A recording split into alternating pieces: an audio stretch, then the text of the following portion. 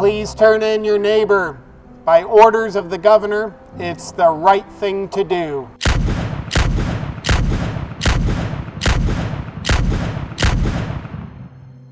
Hey there, sports fans. If you like authoritarianism, tyrannical laws, and you were a fan of what the Nazis were doing, then you'll love a new law that's being proposed in New York.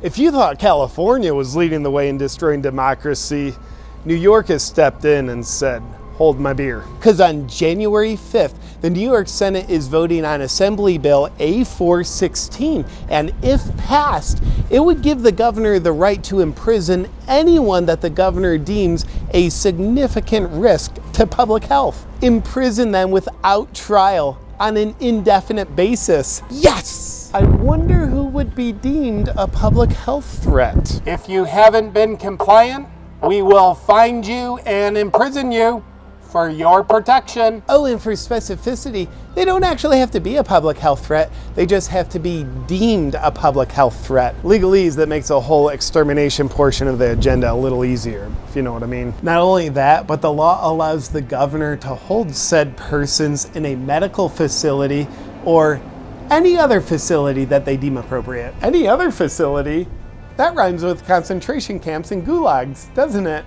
Last but not least, the New York bill will require any individual who's been exposed to or contracted a contagious disease, which is everyone, to complete an appropriate medical treatment, preventative medication, or vaccination against their will. Now, we've all read Anne Frank's diary, and as her and the rest of the second-class citizen Jews are hiding from the Nazis who are hunting them down to detain them, haven't you thought, I hope they find her? Well, now New York lawmakers are wanting to be on the same side of history as the people who were trying to hunt down and kill this innocent little girl. Oh, and spoiler alert, they ended up getting her, which makes me optimistic about what New York will be able to get done. You're hiding one in there, aren't you? A law that gives the government the right to detain anyone and forcibly vaccinate them?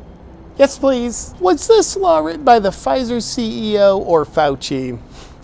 Either way, their stock portfolio just went up in a way that benefits everyone who's them. There's also a handful of other exciting laws that the New York Senate will be voting on January 5th.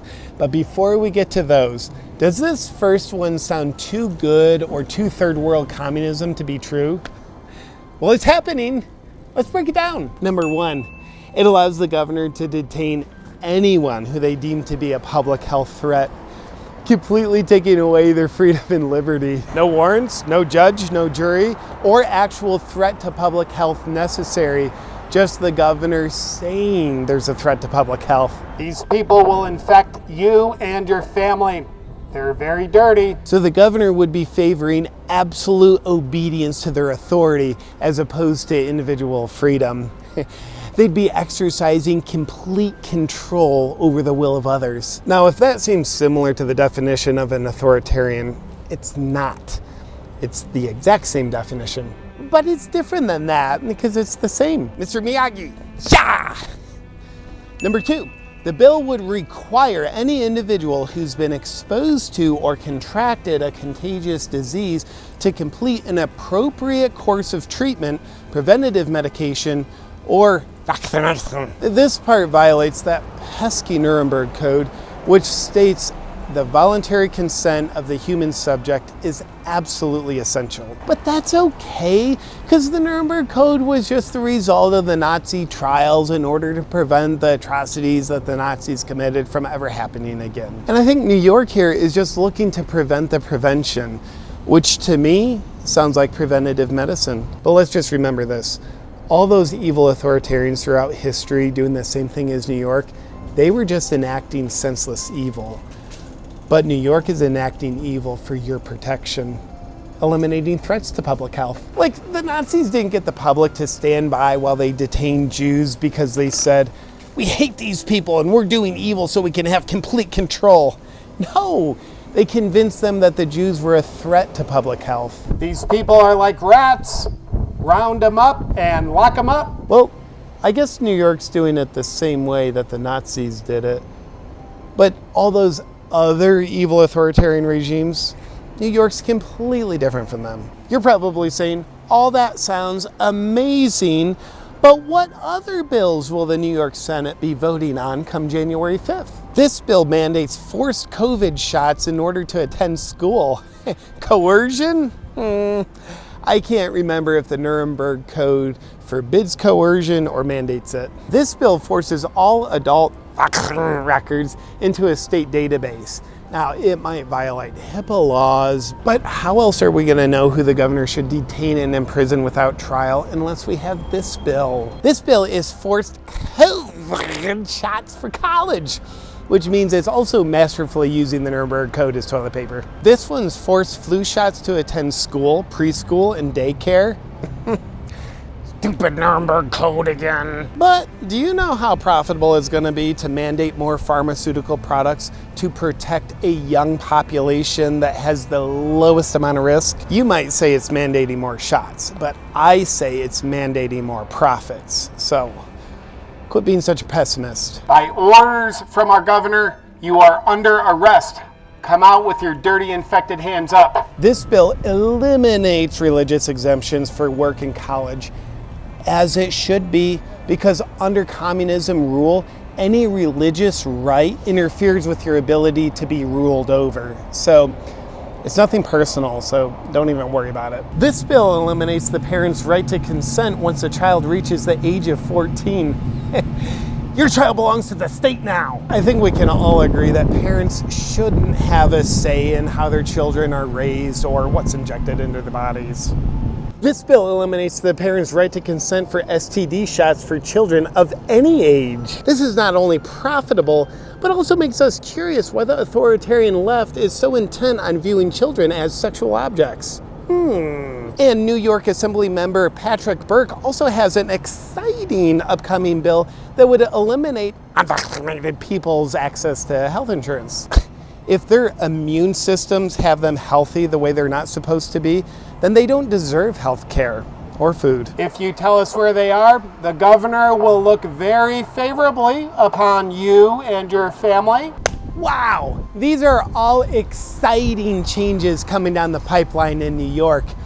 If you let them. I wonder if these same lawmakers will tear down the Statue of Liberty, because it inconveniently stands for the opposite of what they're doing. Maybe they'll replace it with a statue of tyranny. There's one over there. Get him!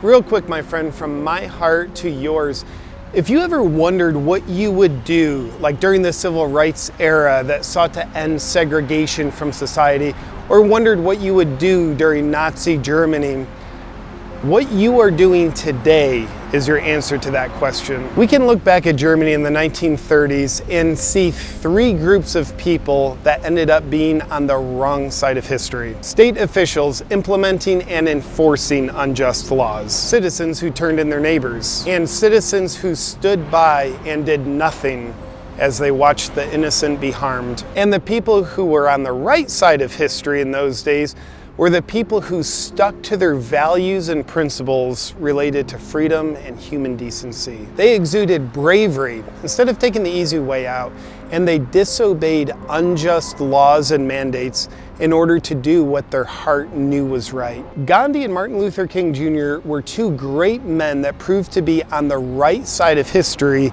in the face of major corruption. Gandhi said, "Civil disobedience is a sacred duty when the state becomes lawless or corrupt."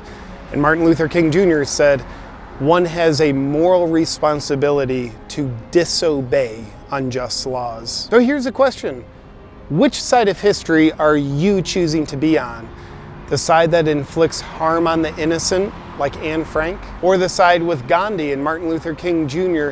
and those who sought to protect Anne Frank? The choice is yours. And your answer isn't based on what you say you would do. It's based on what you're doing today. Personally, in the spirit of Gandhi and Martin Luther King Jr., I will not be obeying any unjust law or mandate, nor will I stand by watching the innocent be harmed. That's the side of history I'm choosing to be on. What about you?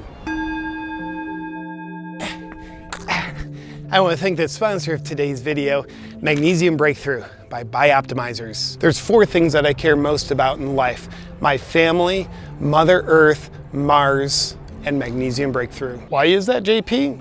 Because Mars is awesome, and Magnesium Breakthrough is awesome too. Why? Because I love to feel and function my best, and I know when I'm stressed out, I can't be at my best and my quality of life goes down.